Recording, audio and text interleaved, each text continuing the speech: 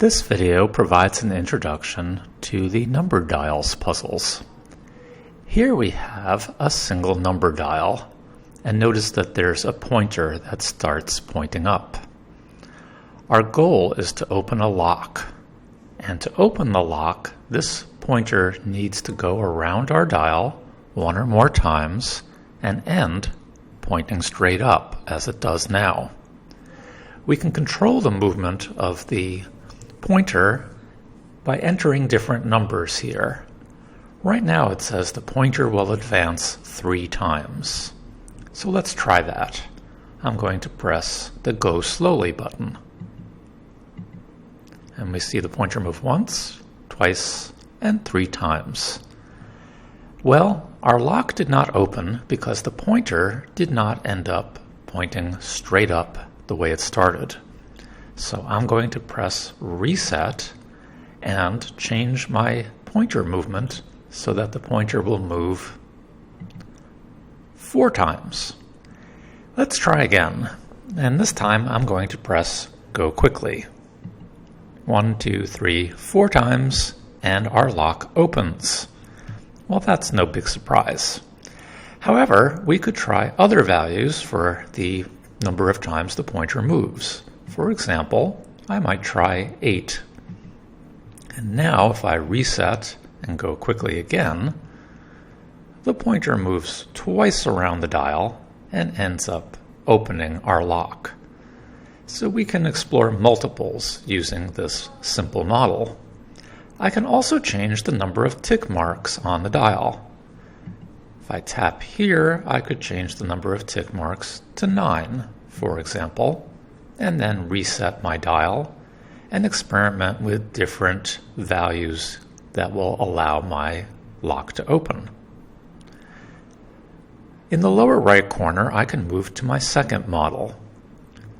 Now we have a lock with 2 dials. And again, our goal is to open the lock by having these pointers move around the dials, and this time to have both pointers end by pointing straight up. So right now the pointer movement is set for 5. So if we press Go Slowly, we see that each pointer moves exactly 5 times. But this doesn't end up opening our lock. So we need to rethink how many times the pointer should move. So this puzzle gives students an activity to practice with multiples and least common multiples. As before, we can change the number of ticks on each dial by just tapping to change the number. On our third page, there are 3 dials. And again, it's the same goal. Can we spin these pointers around their dials so that they all end up pointing straight up the way they are here at the start? Now, other than using this model just to give a visual introduction to multiples and least common multiples, you can also use all 3 of these models to ask some pretty interesting questions. For example, how many 3-dial locks can you make that take a minimum of 210 moves to open?